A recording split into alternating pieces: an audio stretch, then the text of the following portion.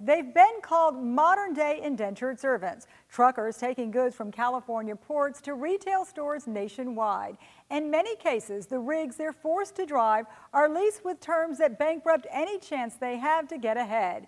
This story exposes a little-known practice of exploitation, leading to wheels of despair. Rolling down our nation's highways, headed to stores near you, tons of merchandise offloaded at 2 Southern California ports, then shipped to well-known retailers across the country. The frontline drivers who transport goods from the ports in Los Angeles to nearby warehouses are at the heart of this story. We are not human. We are a machine to make money. A year-long investigation by the USA Today revealed a pattern of operations that exploited port truckers, forcing them to drive up to 20 hours a day at the risk of losing their job and their life savings. At the end of a pay cycle, they pocketed a fraction of what they earned, sometimes so little they actually owed their employer money. One day I make a 1,600 for my paycheck, but I receive only $35. Every check.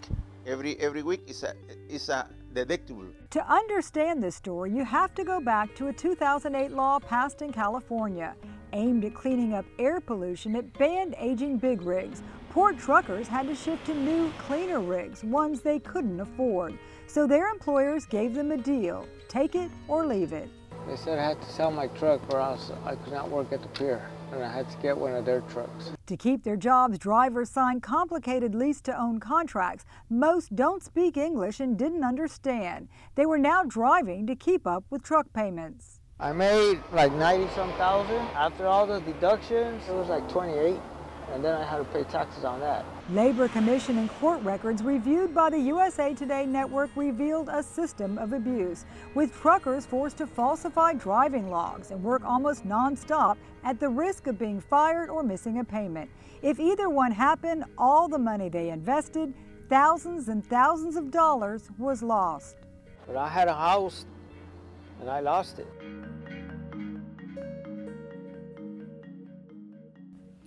Brett Murphy is the reporter responsible for this story. It's a really great investigative piece. Brett, how did you come across it in the first place? Well, I was reporting on some businesses in California during a longshoreman strike almost 2 years ago. And I was walking the line. There was about a 3-mile line of trucks outside the ports. And I was talking to the drivers. I was saying, hey, how is this affecting you? I know you haven't been able to come in and out. And they said, well, since I haven't been able to move containers, they're all paid by the container. I'm going to owe my boss money this week. And I kept hearing that again and again about guys owing their boss, owing their boss. And then we just started looking into it a little bit more. Started pulling records from the Labor Commission out there, from civil court, doing a lot of records requests. And we found that it was kind of a pervasive business model all over the industry. What did you think when you first heard that? Because it's just unfathomable to us to think of actually working, not getting any money, or owing money at the end of a work week. Right, so that's what it kind of reminded me of. It reminded me of something from another era, right? Sort of like a feudal sort of work arrangement where a guy had to work 2 or 3 days just to break even, and then he started taking home a profit. You have to work yourself out of a weekly debt. That really reminds you of, being an indentured servant or something, or sharecroppers. They all had a similar sort of model to it. It didn't sound like anything around the American workforce today, so that's why we started looking into it just more and more, because it seems so kind of crazy. And how did you quantify it and kind of verify some of these claims? Right, so quantifying was a big task. The final number we came up with was more than 1,100 drivers had been affected by the same sort of business model at as many as 140 companies. That's how many have been accused of the same model. And about 60 companies so far have been adjudicated guilty of violations using this business model.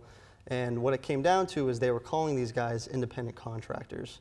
When they were doing that, they were charging them for all the business expenses of the company.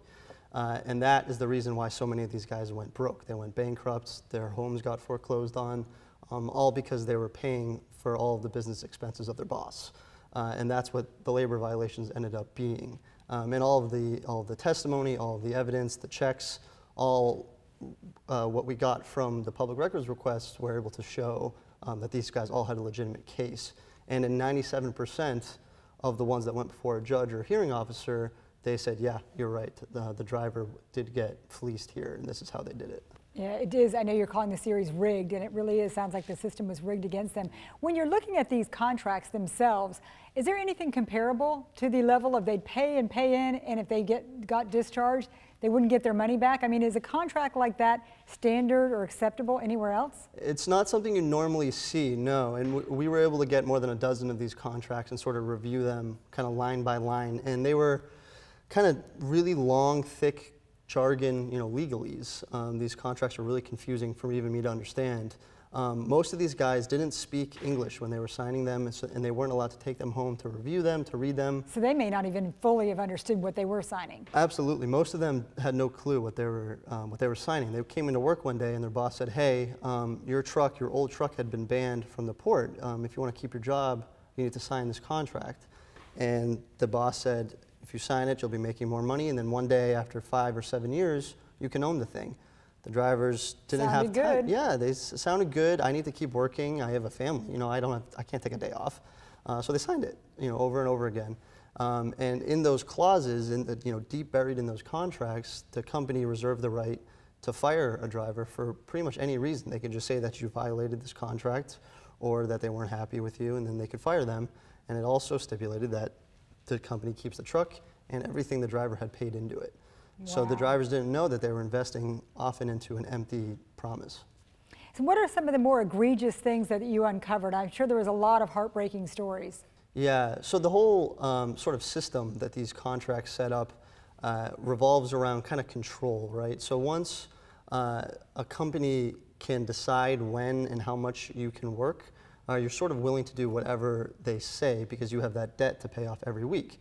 If you cross your manager, cross a dispatcher, you might not get a job the next day or that week, and then you could end up owing hundreds of dollars to your boss. So because of that, they can sort of make these drivers do anything. Your reporting revealed some other things that may be violations, maybe even criminal violations, falsifying records and things like that. Do you think there's some more legs to this? Yeah, it was one of the more surprising things we kept coming across because federal law only allows a truck driver to be on the road for 11 hours every day. So to go 14 to 20 hours a day on the road is really illegal. It's a federal crime. And to doctor your driving manifest, which is what these drivers have to do every day just to get away with that, otherwise an inspector might cite them for it, that's a federal crime too. And if your company knows about it and if your company is encouraging it, then the company is supposed to be on the hook as well. And what we found, a lot of these guys, they wouldn't let them turn over their logs unless they had doctored them. The dispatchers would say, you need to falsify this log, you need to work 20 hours a day. Sure, because they would get in trouble. Exactly, yeah. So another federal crime is making your drivers falsify their records, which is what had been happening at several of these companies. They were actually forcing them to do that. Now, the story emanates from 2 ports in California. Can you talk about how instrumental they are to the retail companies across the country? Right, so that's a big point we really wanted to make, is that these were not just California goods. These are not just the stuff going into Walmarts and Targets in California. Half of America's container items come through these 2 ports. So if something lands there, it can very well end up in Florida or in New Jersey or in Tennessee. These goods are destined for stores all over the country. But these drivers aren't actually driving them long haul. They just do the really short kind of first leg of this trip. And they just go to a warehouse or a train depot right nearby. So they make several of these trips a day. It's all local deliveries. But the stuff, what's important to know is that once they get to that train depot, that warehouse, then they shoot out. Come to stores near you and me. What have the stores said so far? So we've gotten a lot of response. We reached out to dozens of retailers. We were able to match. Can you name some of the retailers? Sure, yeah. So Target, Home Depot, Neiman Marcus, J. Crew, Hasbro. These are all names that we all know. It's all the brands. It's all the stuff that you have in your house. Coming from the Pacific Rim? Anything manufactured overseas that we're importing, so clothes, car parts, furniture, it's all coming through these two ports. We were able to identify specifically the retailers using companies that have been found guilty of labor violations. We were able to do that by matching shipping contracts with bills of lading from the port. So just kind of this complicated process of unraveling who is actually benefiting from these guys' plight, really. And we have a kind of a long list of retailers. We reached out to all of them and say, hey, this is what we found out is going on in your supply chain. And what we found is most of them didn't want to comment for what they thought was a legitimate reason. These are not our workers. These are supply chain vendors of vendors, subcontractors of subcontractors. It's through a maze of different contracting networks that all this stuff moves. So they, in some instances, seem to try to wash their hands of it because they're not their workers. So that's why they said, they all have these codes of conduct for their supply chains. And they said, we expect all of our contractors and vendors to adhere to the laws, to adhere to our kind of code of conduct and code of responsibility. But as far as getting into a dialogue with me about it, yeah, they didn't want to do that. Right. Well, very interesting. You've raised a lot of provocative questions as well. Is this the end of the line for the story, so to speak? No. We have several more kind of coming out about both the trucking companies and the retailers that benefit from these trucking companies. And we're going to be kind of unraveling more about who's responsible, what sort of legislation, the lobbying efforts. Because the retailers didn't just stop with accepting a lot of these goods, they helped kind of lay the groundwork in a lot of different ways, both in Sacramento and in DC with some concentrated lobbying efforts. So we're going to talk more about it.